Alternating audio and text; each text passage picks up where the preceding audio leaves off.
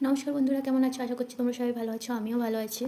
আজ তোমাদেরকে আমি খুবই সুস্বাদু ছানার কোপ্তা কারি বানিয়ে দেখাবো, যেটা ভাত, রুটি, পরোটা, লুচি সব কিছু দিয়েই খেতে পারবে।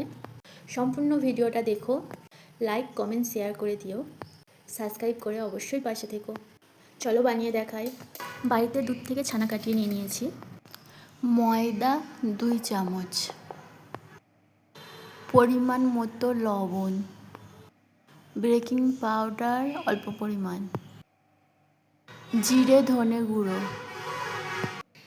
ভালোভাবে এটা মেখে নেব। হাতে সময় থাকলে অবশ্যই বাড়িতে ছানা কাটিয়ে করার চেষ্টা করবে, আর যদি না থাকে বাইরে থেকে কিনে নিতে পারো। সবগুলো একসাথে মাখিয়ে নিলে এরকম একটা নরম ছানার ডো তৈরি হয়ে যাবে। এটা হাতের সাহায্যে এরকম ছোটো ছোটো করে কেটে ছোটো ছোটো বল বানিয়ে নেব। দেখতেই পাচ্ছ, এইভাবে করে সমস্ত ছানার বলগুলো রেডি করে নেব। ছানার বলগুলো এইভাবে রেডি হয়ে গেলে কড়ার মধ্যে গরম তেল বসিয়ে দিয়েছিলাম, ওই তেলের মধ্যে একটা একটা করে ছেড়ে দেব। খেয়াল রাখতে হবে তেলটা খুব ভালোভাবে গরম করে নিয়ে গ্যাসটার আঁচটা একটু কমিয়ে দিয়ে তারপরে বলগুলো দিতে হবে, নইলে বলগুলো ফেটে যেতে পারে বা খুব তাড়াতাড়ি কালো হয়ে যেতে পারে। আলতো হাতে এইভাবে উল্টে পাল্টে দিতে হবে, খুব তাড়াহুড়ো করা চলবে না।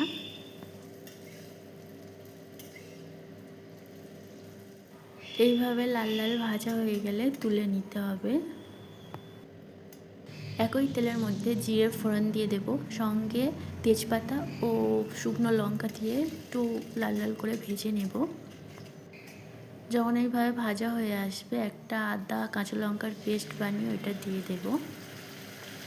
লবণ, লঙ্কা গুঁড়ো, হলুদ গুঁড়ো দিয়ে ভালোভাবে কষিয়ে নেব। ধিম আঁচে কষাতে হবে, নইলে মশলাটা পুড়ে যেতে পারে। আর যদি মনে হয় তেলটা খুবই গরম আছে, তাহলে অল্প পরিমাণে একটু জল দিয়ে দিতে পারো। যখন এইভাবে কষা হয়ে যাবে, টমেটোর পেস্ট বানিয়ে ওইটা দিয়ে দিতে হবে। টমেটোর পেস্টটা কাঁচা গন্ধ চলে যাওয়া পর্যন্ত খুব ভালোভাবে কষিয়ে নিতে হবে। স্বাদ অনুযায়ী চিনি, 2 চামচ চাল মগজ নিয়ে পেস্ট বানিয়ে দিয়ে দেব। কাঁচা গন্ধ চলে যাওয়া পর্যন্ত খুব ভালোভাবে কষবো। ওর থেকে একটা তেল বেরোতে শুরু করবে, দেখতেই পাচ্ছ এইভাবে। তারপর মশলা ধোয়া জলটা দিয়ে দেব।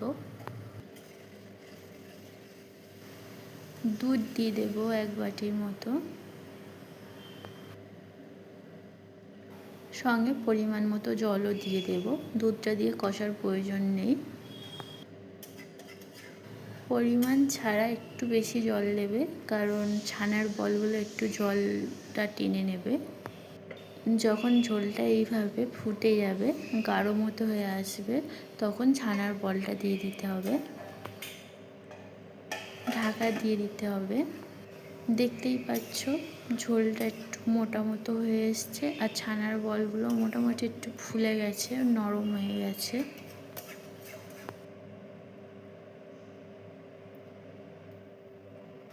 নামানোর আগে ধনে জিরে গুঁড়ো ও গরম মশলা গুঁড়ো দিয়ে দেব, সঙ্গে অল্প ধনেপাতা ছিল সেটাও দিয়ে দেব।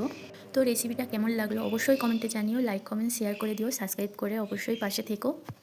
আর একবার হলেও বাড়িতে এইভাবে ট্রাই করে দেখো, খুবই সুন্দর লাগে। সম্পূর্ণ ভিডিওটা দেখার জন্য ধন্যবাদ। আজ তবে আসি, কাল আবার একটা নতুন ভিডিও নিয়ে আসবো।